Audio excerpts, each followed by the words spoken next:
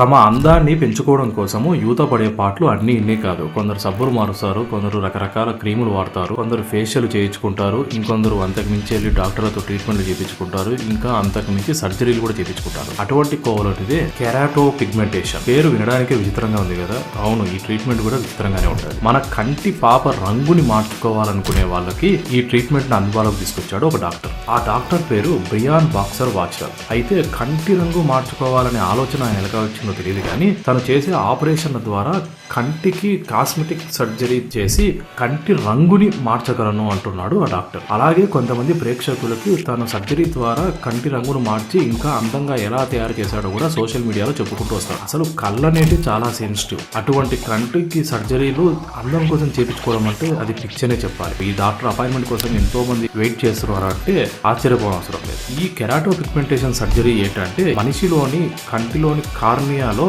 ఒక కొత్త రంగును ప్రవేశపెట్టి ఆ రంగే శాశ్వతంగా మారేలా చేస్తారు. ఇది చాలా ఈజీ ఆపరేషన్ అని డాక్టర్ చెప్తున్నా కూడా దీనికి సుమారు 10 లక్షలు ఖర్చు అవుతుందంట. పేషెంట్ కూడా ఒక్క రోజులో కోరుకుంటారంటున్నాడు ఈ డాక్టర్. మరి అందంగా కనపడాలనే దాంట్లో ఆపరేషన్లు చేసుకుంటూ కాస్మెటిక్ సర్జరీలు చేసుకుంటూ బొటాక్స్ ట్రీట్మెంట్లు ఆశ్రయిస్తున్న యువతకి ఈ ట్రీట్మెంట్ మంచి ఆప్షన్ అని చెప్పాలి.